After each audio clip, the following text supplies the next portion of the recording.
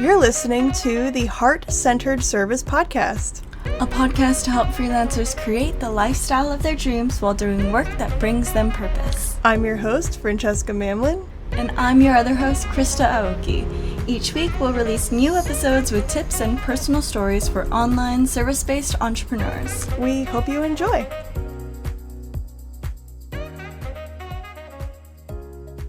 Welcome to episode 11 of Heart-Centered Service. In today's episode, we're talking about email marketing. So we're in the final part of our Marketing for Freelancers series. So if you're just tuning in, we have 5 parts to the series, walking you through each stage that you should be taking when you're building your freelance business. And you have probably complained about social media algorithms once or twice before.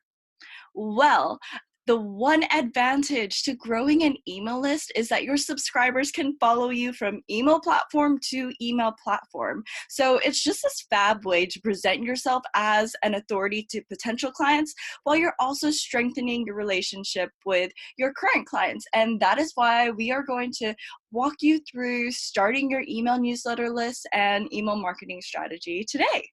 Yeah, so exciting to be at the last part of the marketing series. I feel like we've been working on this for a long time. You've already highlighted like one of the main reasons that you should start an email list, because maybe if you're just starting out in business, you don't really understand the purpose of an email list. You might associate it with like getting spam emails, and that's like not what we're going to be talking about in this podcast episode at all. We're talking about like high value email marketing. Your email list is the only way that you can collect followers on a platform that you own. So like if all of your following is on Instagram, and Instagram is the only way that you can get a hold of the people that follow your business, and Instagram goes down one day, or maybe Facebook just decides that they're just going to shut down Instagram permanently one day, like you're going to be screwed.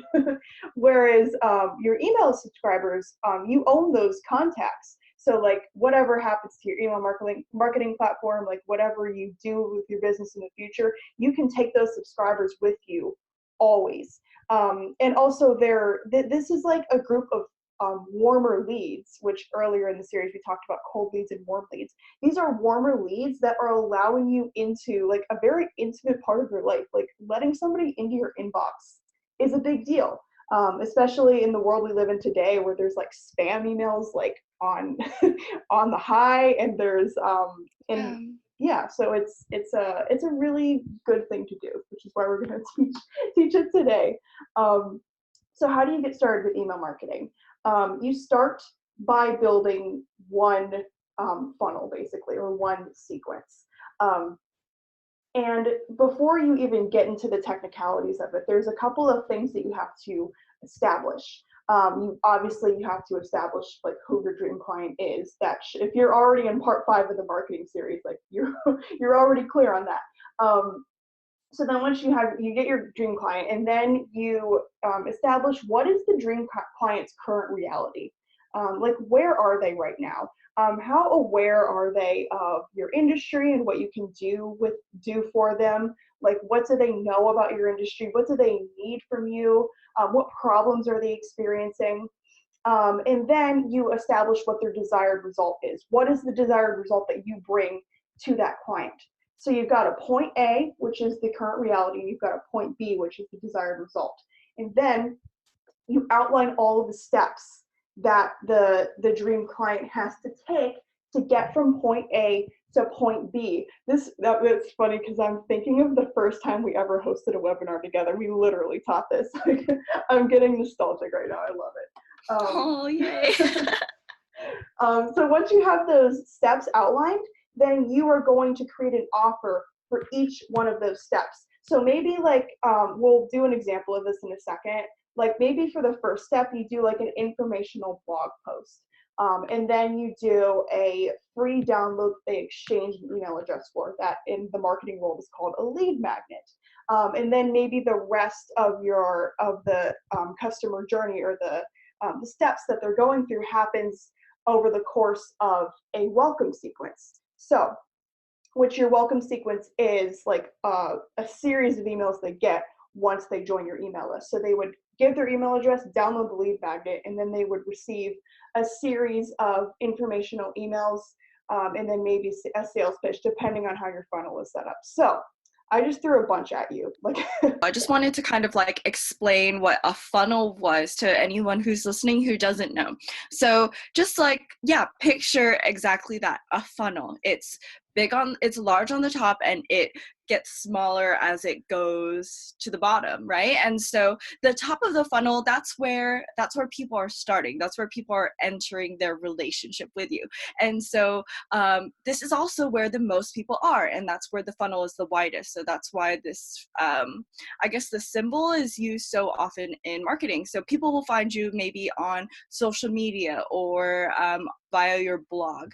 And so that's the top of the funnel, because there are the most people who are engaging with you or like interacting with you there.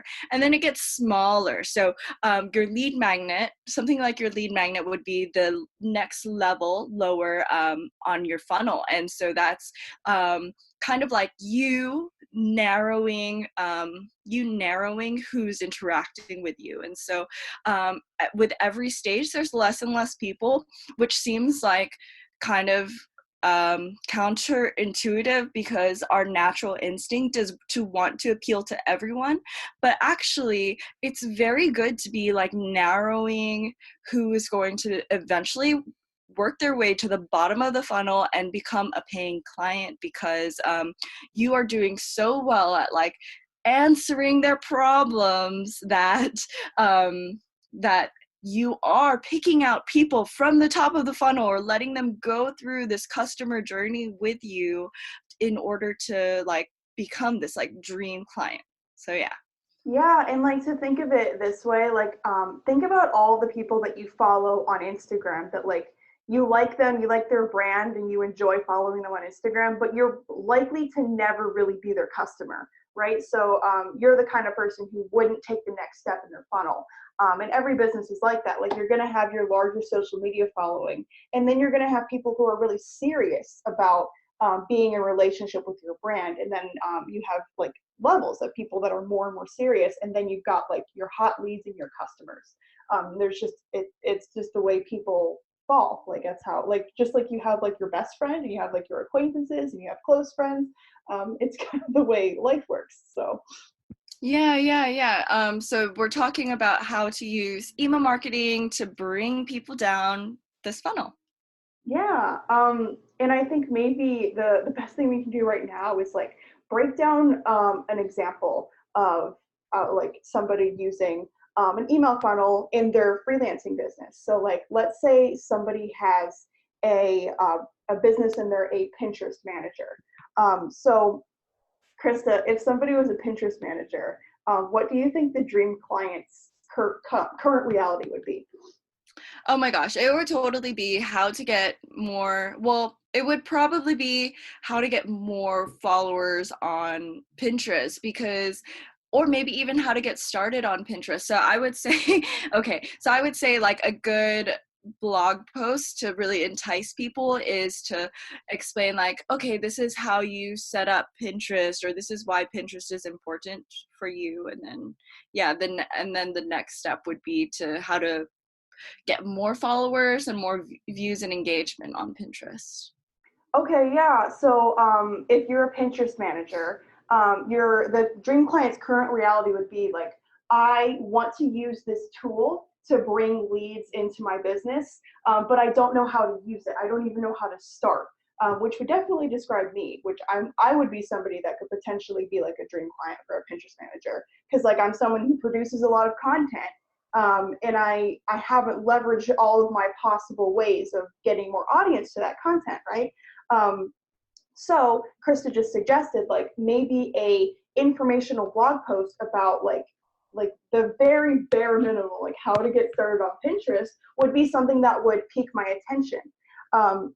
And also, when you're building this funnel, you have to start with the end in mind too. So what do you think, I'm going to ask you again, Krista, what do you think the desired result would be that a Pinterest manager would bring to their client?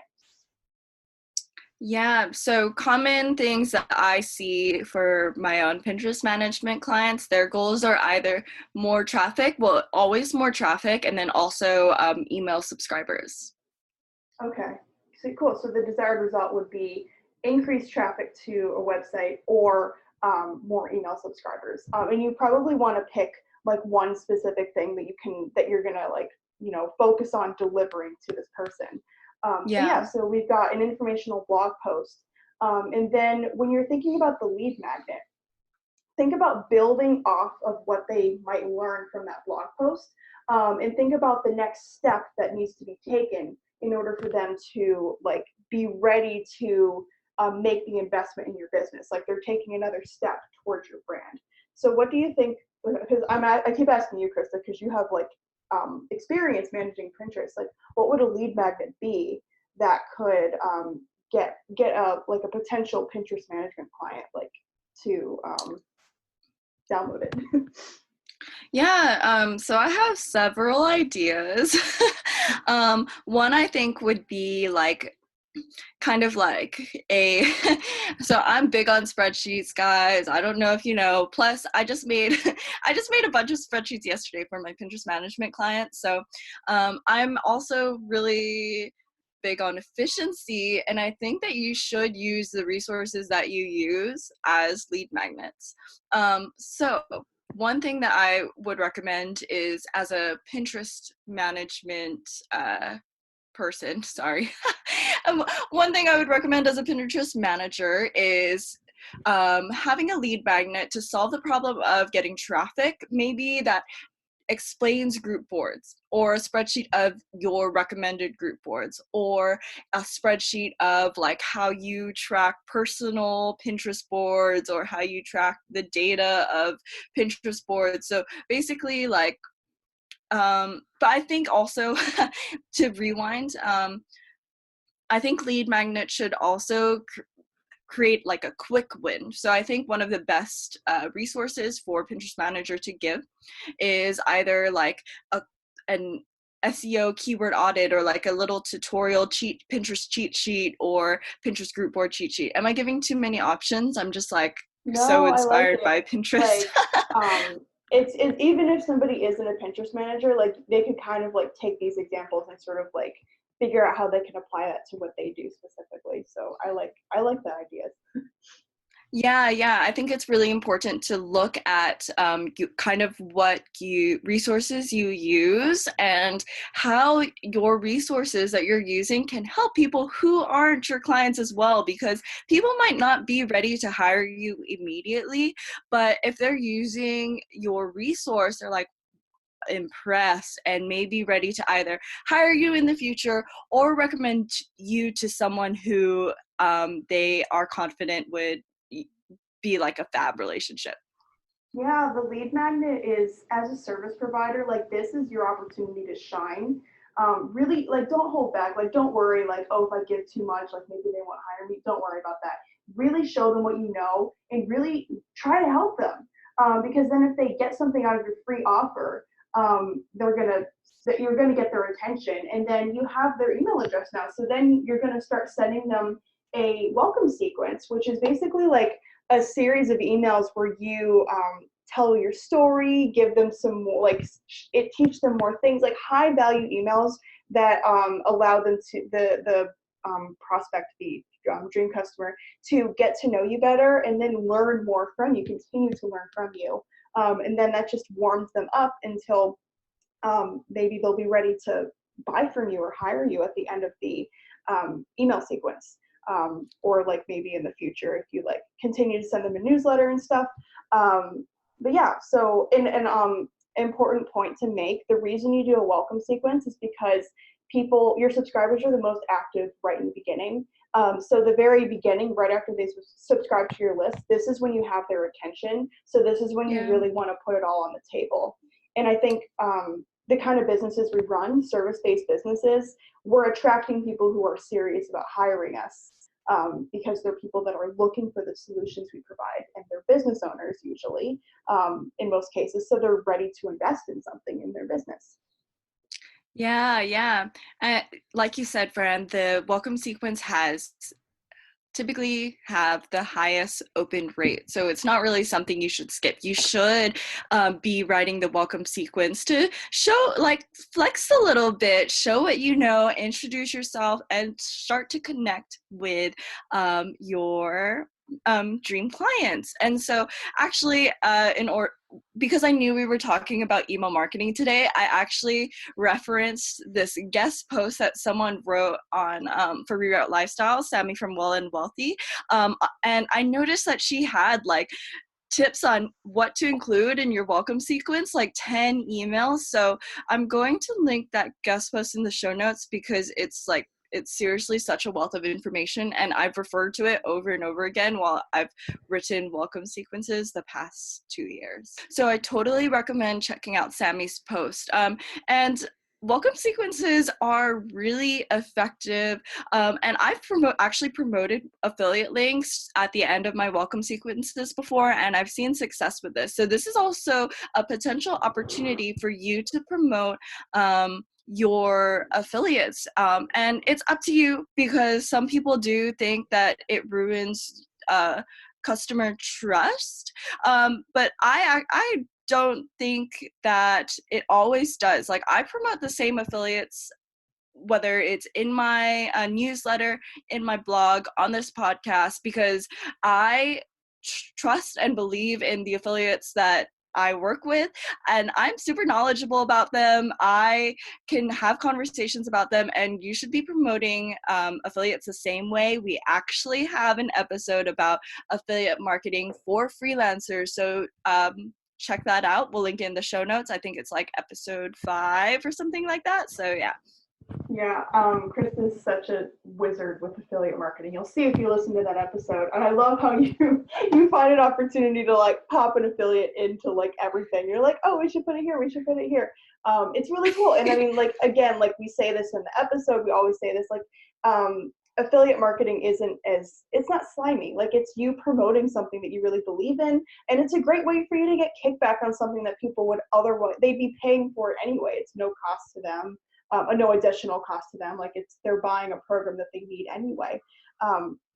Yeah, and in addition to that, like, you can put affiliate links in your welcome sequence, but you can also link to other things in your welcome sequence. Like, maybe you have a blog, and maybe you have some other really cool, relevant blog posts that you can share with you can direct your new email subscriber to your blog to check out some new topics that you cover. You can link to, like, maybe you have something like a discovery call or like smaller services to help them just continue to build that relationship and trust with them. Email marketing is a really great opportunity to direct people back to things that you have on your website. Yeah, and like we were saying earlier, this is when people are most excited, right? Because my email is sacred, and what I allow in my inbox is pretty sacred, especially with all this noise today. So when I sign up for someone's newsletter, I'm freaking excited. I'm just like, how can I learn more about you? And I imagine that people are the same way, maybe not to the same extremity, but this is like the start of the relationship, and everything's fresh and new, and honeymoon period. So this is your chance to like court them and impress them and flex a little bit. So show them what you've got. Yeah, and I, like, personally, for me, my inbox is really sacred too. Like, I went through a phase when I first got into entrepreneurship when I just like signed up for every newsletter ever, because I was like, I need all of the content. So my inbox is like it is ridiculously messy right now.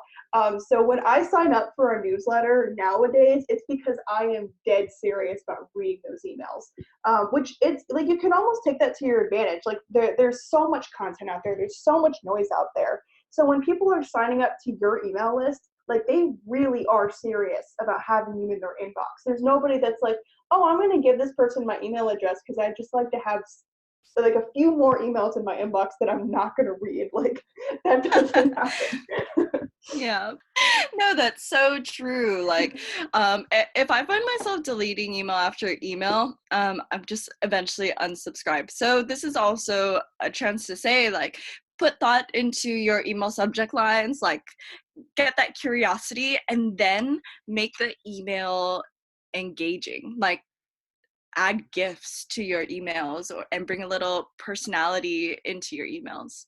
Yeah, and get into the habit of like making like adding value to your newsletter. Oh, Like yes. email marketing, the rules of email marketing are kind of the same as like social media. You don't want to be constantly selling. Like you don't. The really annoying emails that we get are the ones where like we only ever hear from this person when they want us to buy something, right? So a really good email marketing tactic is we want to keep this simple. So like you've got your welcome sequence. You don't like there's like lots of ways to like build additional funnels off of that, but like honestly, like just do the welcome sequence for now and you can worry about that later. But an additional thing you can do is you can do like a regular newsletter.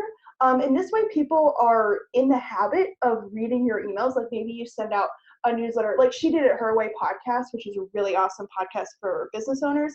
She sends out a newsletter every Wednesday, and it's really high value stuff. And it's got like mindset tips and like it has a different like topic every week. But you can tell she puts a lot of thought and heart into writing that newsletter. So I read it every week, and I expect it every week.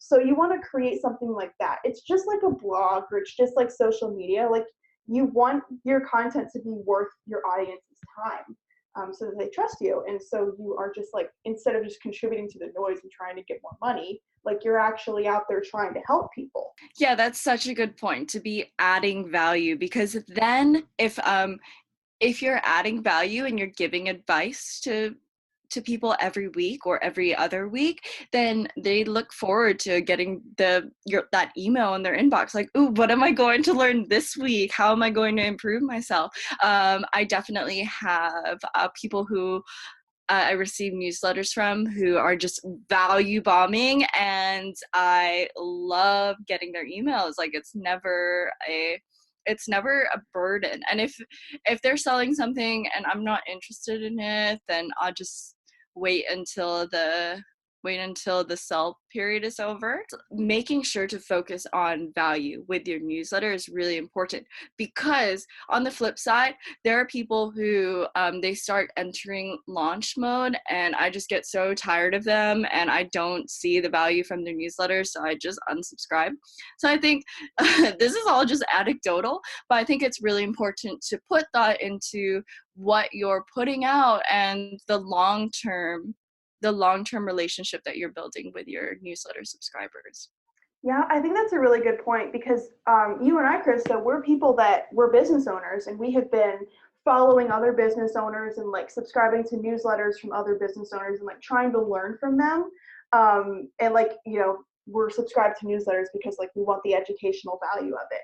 And like I can say I'm the same way. When I notice a business is that I follow is going into launch mode, I'm like, oh my God. Because like we need to change our tactic with this in the online marketing world, because like sending out 14 emails in like a week when you're in launch mode is like, I don't know that strategy I I don't know that strategy is going to be working for much longer, because it is so annoying. Like I don't really know the best way to handle like a big launch. Like if you're launching like a product or something, but like, man, we have to update the way that we do that. Like maybe we need to rethink how we actually sell over email, because I feel like everybody is just doing the same thing. Like whenever there's a launch happening, you get email after email after email, and some of them are like the subject line is like very like guilt ridden, like like I'm sorry I missed you, like you're almost gonna miss it, like stuff like that.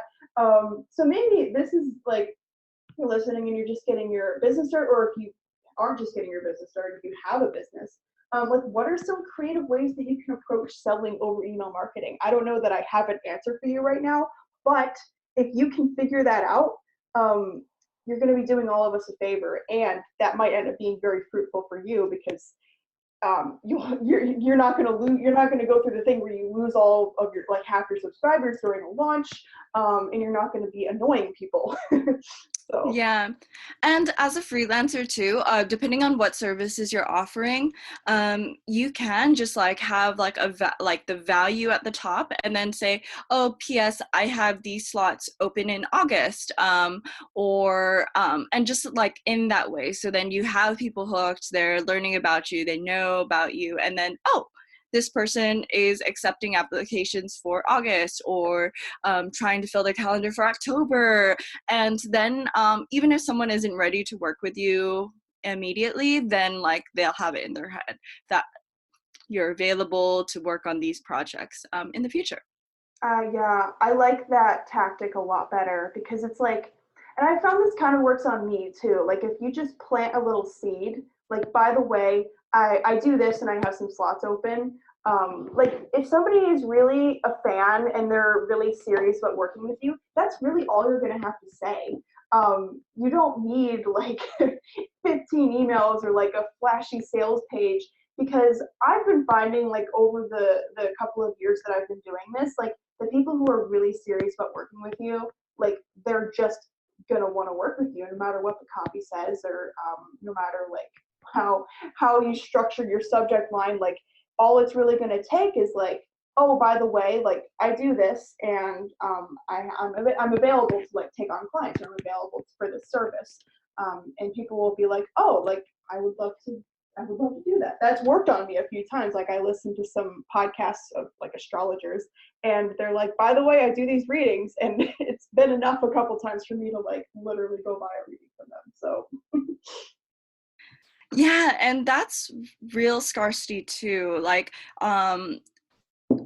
I feel like, well, with marketing, it's really easy to feel icky because there are like these fake tactics that are used. But if you're like, no, my calendar is almost booked in August, so I have these many slots left, then that's scarcity, but it's genuine scarcity because you're letting people know, like, no, like if you want to work with me, I only have this many spots left. And so that's like paying respect to not just the client but also you, because you're like aware of how much work you can take on.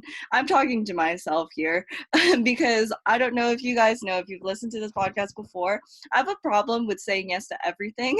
So I think offering and letting people know about your availability for the rest of the year is actually really helpful. It's a service to them and it's a service to you.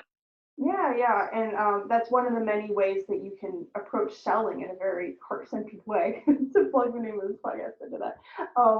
Yeah, and I think like you really hit the nail on the head with like look at it as a service. Every time you are selling yourself, whether it's over email or whether it's on social media, wherever whether you're like on a discovery call with the client, when you are selling yourself, it should be from a place of like doing them a service and letting them know what you can do for them.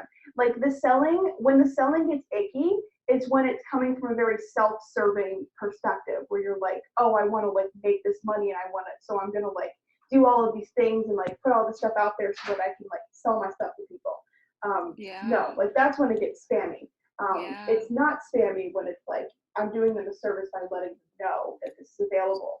So what other email marketing tips do you have, Fran? Like how can people, so we walked through getting started, right? We talked about creating a lead magnet and writing a welcome sequence, but how can someone take their email marketing strategy from like beginner level to expert level?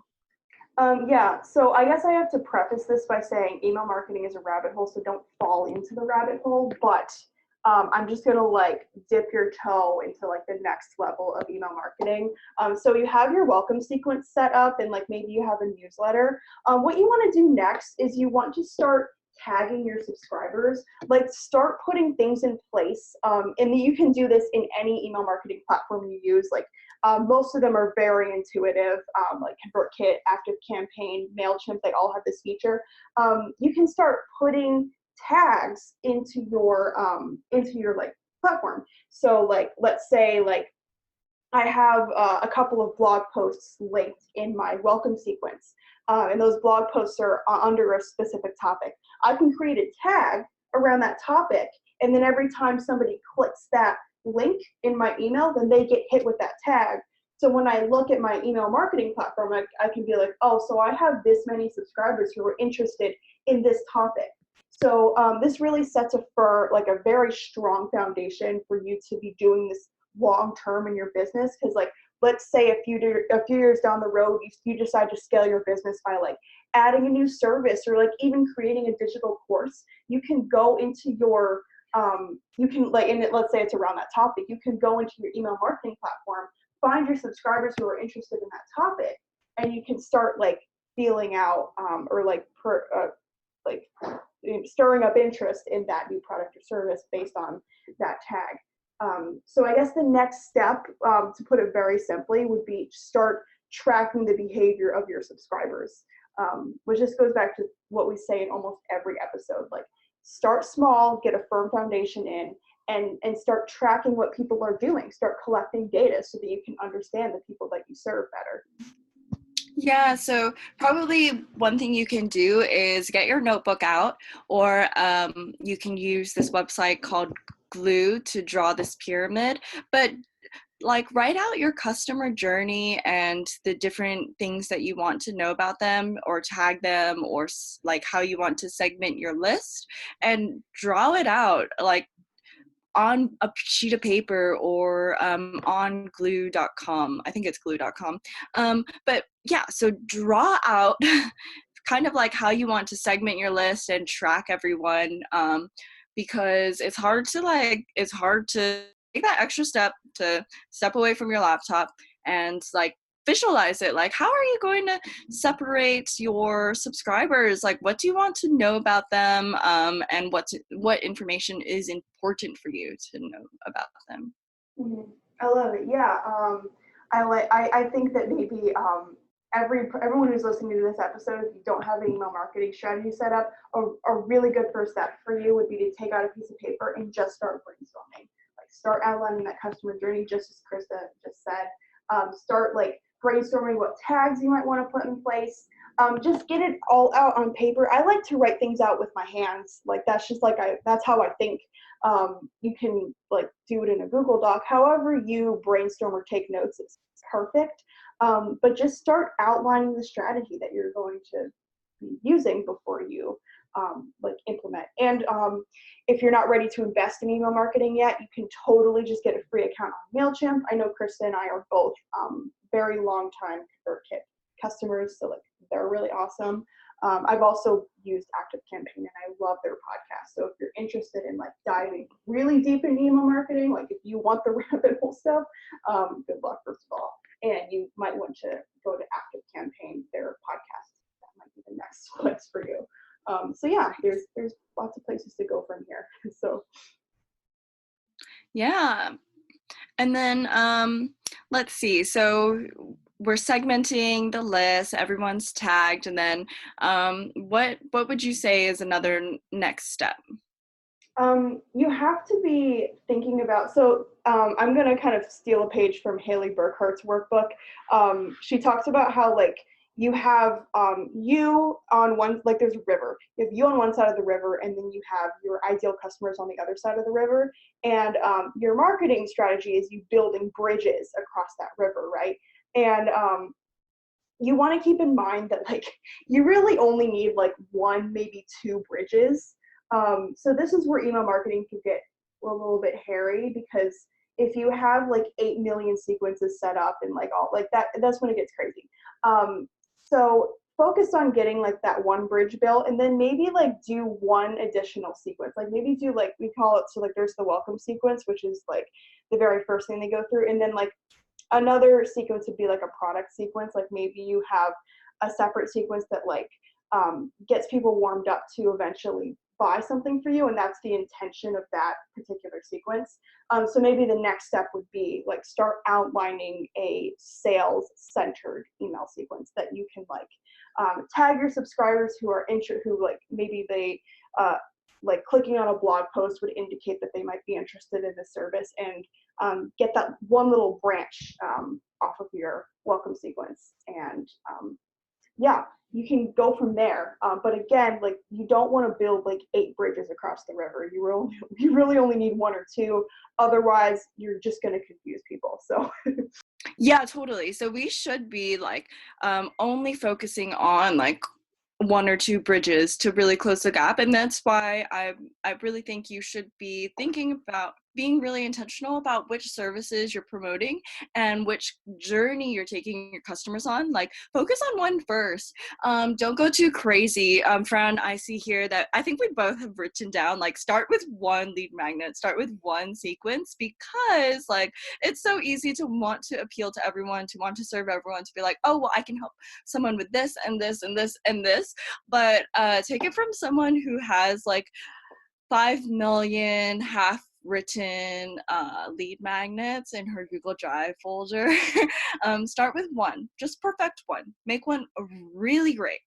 Then put your extra effort into making a welcome sequence really great.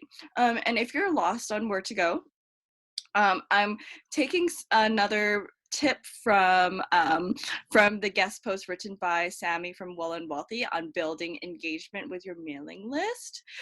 So she basically talked about combining elements from other people and other people's welcome sequences and newsletters into your own style. And so another example of this I have is Jen, an illustrator who's in the Heart-Centered Service community. She told me about that while she was learning illustration.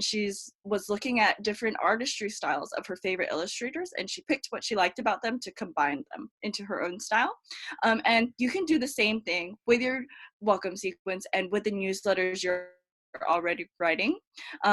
Maybe like you notice that you really engage and resonate with like this person's storytelling, or you really love this person's gift choice. I'm big on the gifts, guys, because millennial. Or you love how this person puts emojis next to her like tips. But yeah, so look at the emails that you're already receiving and decide what you like about them. Like, really analyze, like, okay, what is it about this person that I'm resonating with, and combine elements into your own like personal flair. I love it.